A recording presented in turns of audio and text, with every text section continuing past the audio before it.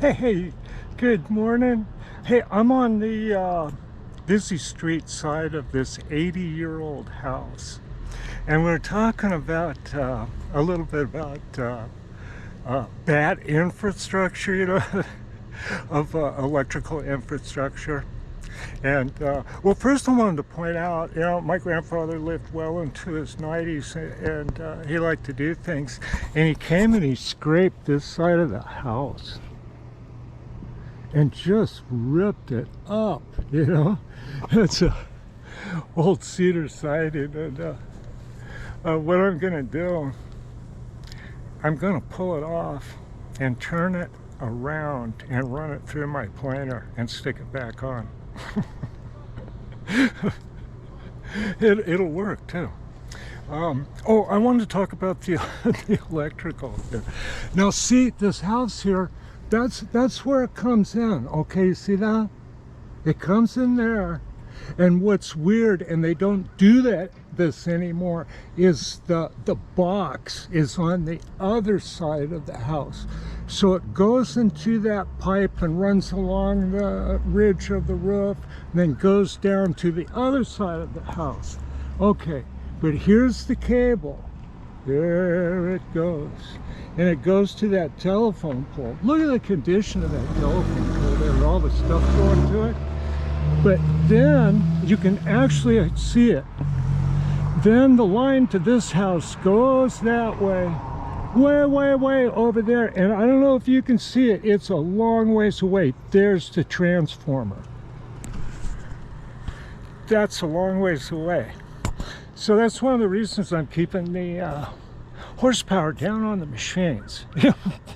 And I think 5 horsepower will be just fine. And I think the American rotary converter will work out just fine too. So we'll get around over here.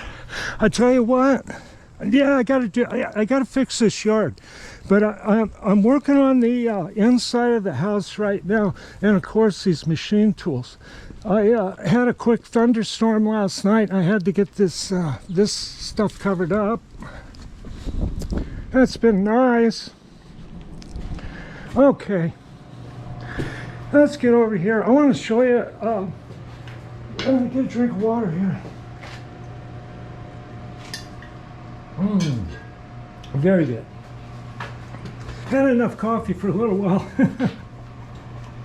It is about 7 a.m. here. I'm about 3 hours behind early. Now, these are the basic tools that I'm using on this Axelson here. And I'm a person that tries to get by at lowest cost as possible and still get things done. You can really throw a lot of money away on stuff here. The basic blaster is this one. This is what everybody uses pretty much. This is a CNMG 432 insert, and you can face with it a little bit and you can turn with it, and it just kind of does a lot of things. I use pretty cheap inserts here because I'm just ripping metal away.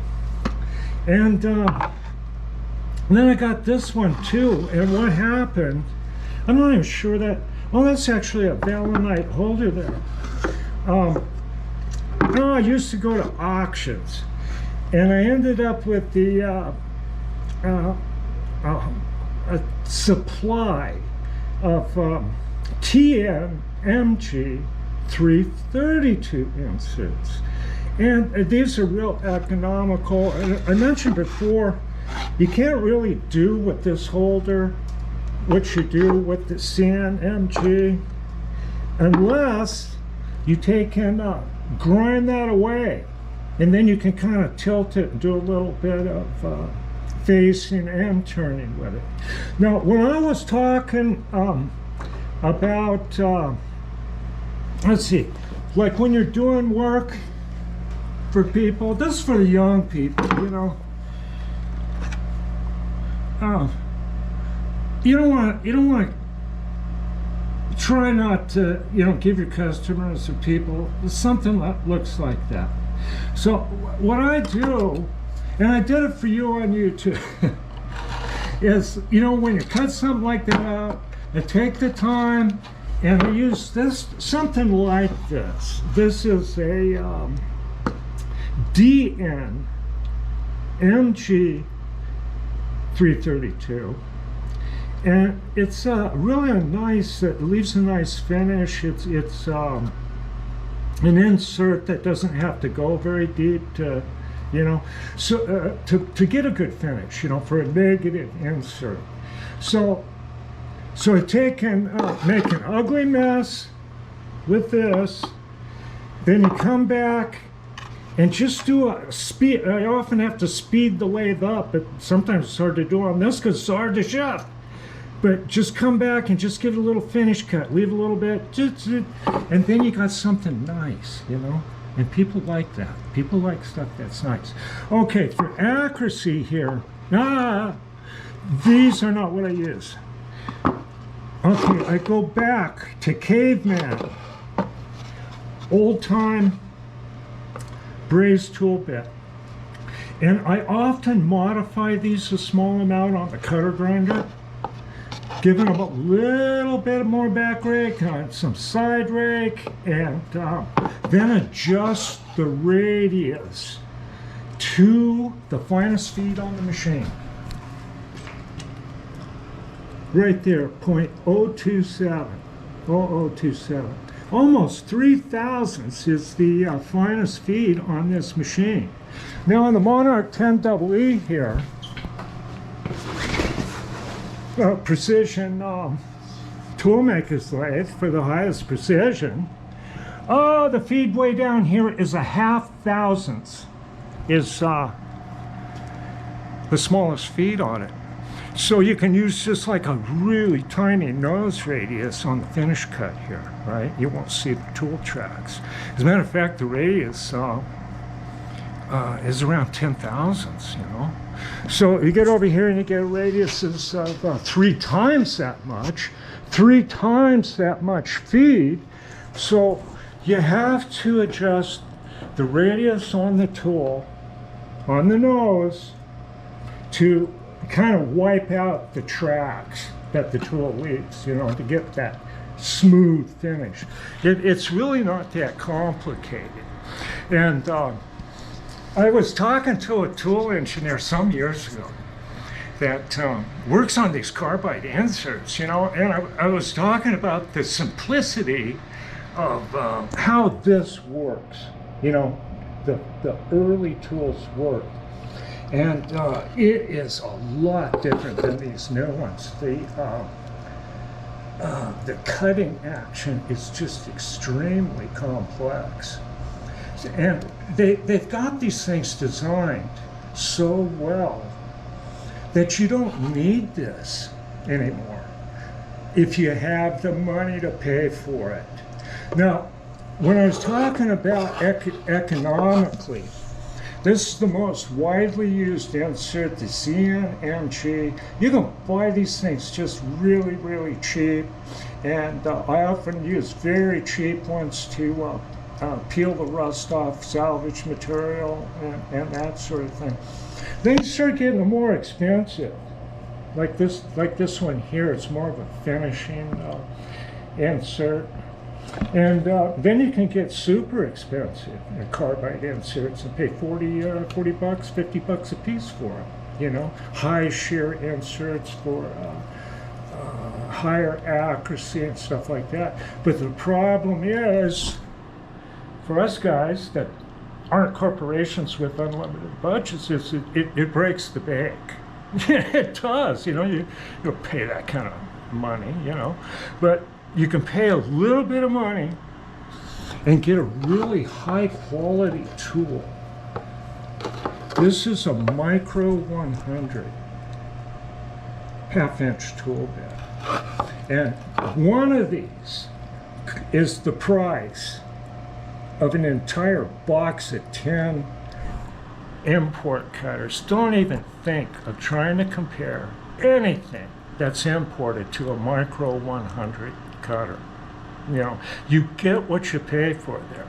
And the beauty of this Micro 100 is it's a general duty softer carbide, and it's widely used, or was, with the screw machine guys, just because of how long that thing's going to last. You know, your cutting edge. And Micro 100 has really proved itself very well. And I have quite a few surplus screw machine tools. And they come in handy on the lathe because they're long and everything, the shanks are long. So you can take a Micro 100 here and just keep sharpening it, you know. And if you're just using it for finishing stuff like that, it'll last for years. You know, you don't have to, you know, I don't know. Do what you want to do. I can show you what I do. And I did mention, be sure to deburr stuff so people don't get cut on what you make. Yeah, that's important stuff. So I just thought I would show the basic stuff that I'm using here on this Axelson. It's not all that expensive. Of course, I'm using the long obsolete KDK tool post with this machine. And let's get it over there. Here we come. And soon, Travadile gonna be on there. This stuff's quite a bit of fun. You know, it's old, but it's still useful. You know, I'm glad you guys like this old stuff. I don't know. I just go, should I got more modern equipment just about every other day when I run into stuff? But you know, one of the most interesting things I want to point out too is the durability of this stuff. And there's one more thing I'm going to touch on, and that is the most expensive damage that can happen to a lathe, and it can be caused by an oiler.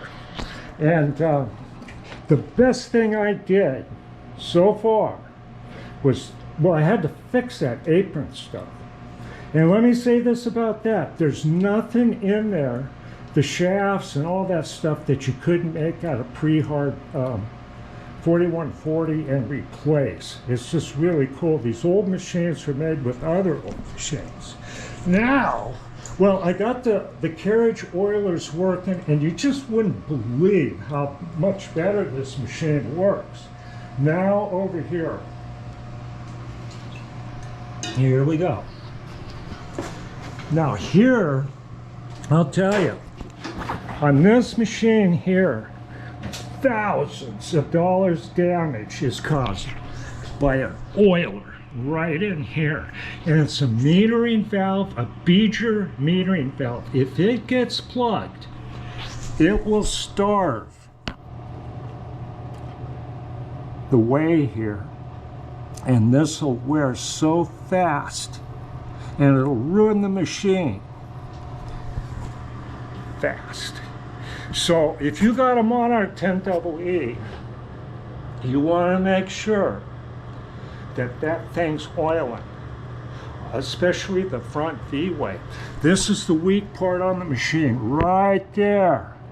And you can see there's just nothing there. There's a slight just movement there. So see, this machine's in excellent condition for the ways, and are in good shape.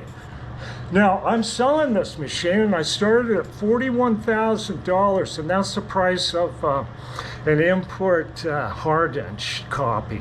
Okay. Now, I got to sell this machine. Number one, I don't use it, and that's not good. It's just a drag to have a machine you don't use.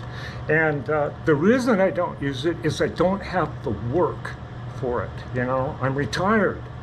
And so you have a valuable machine like this just sitting here.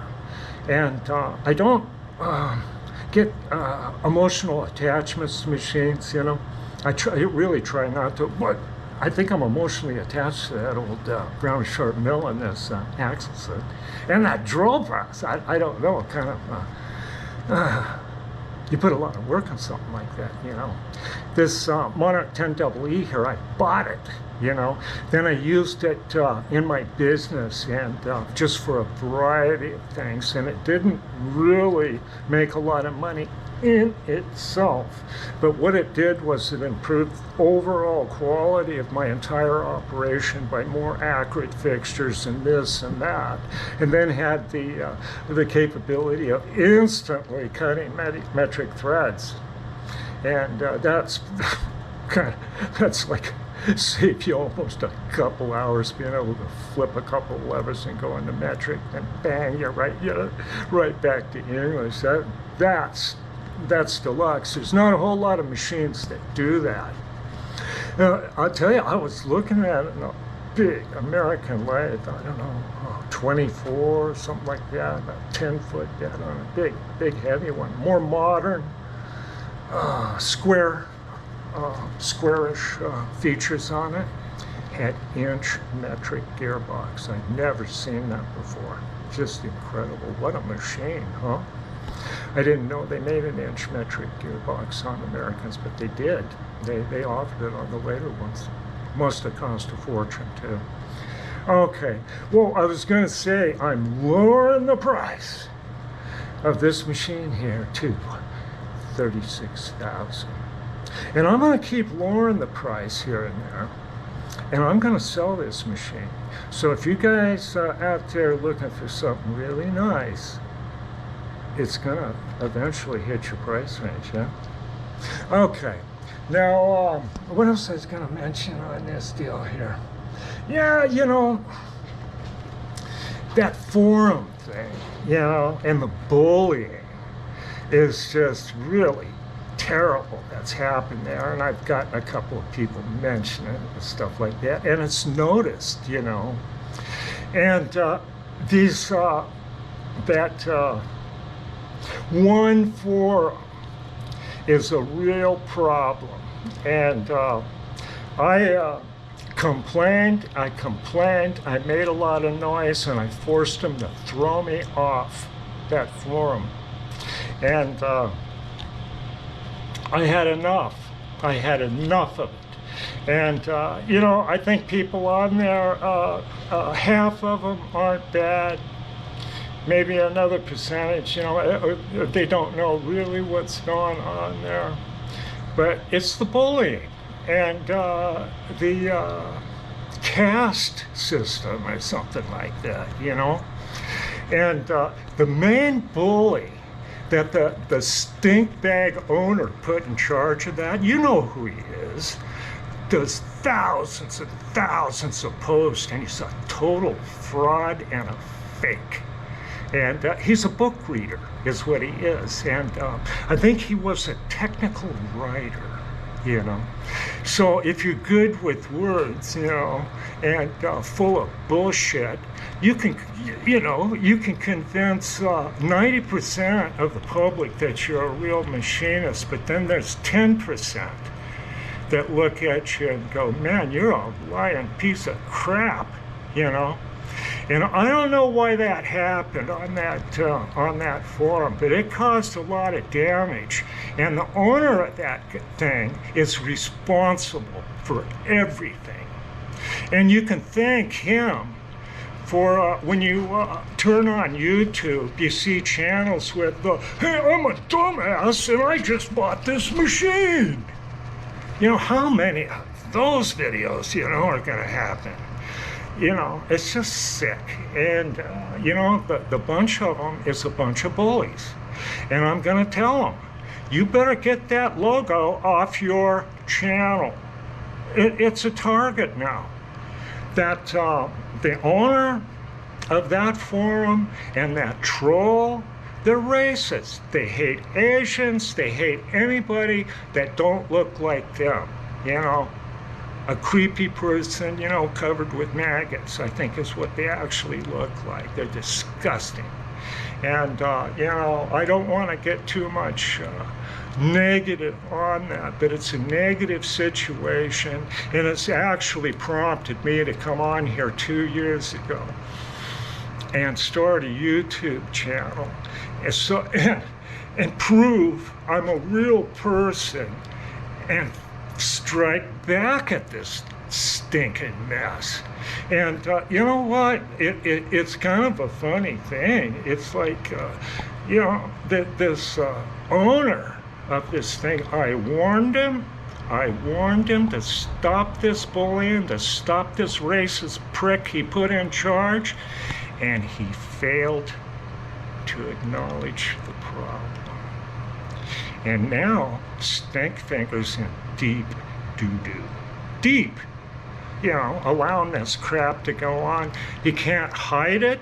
There's the internet archives. They're trying to, and it's just not going to work out for them. And here it is. Look at this crap here these days. You know, and look at this channel, this YouTube and stuff like that, you know, good for babies and flowers and things, and yet they have a racist hate group for profit right here on YouTube. It's disgusting. Yeah.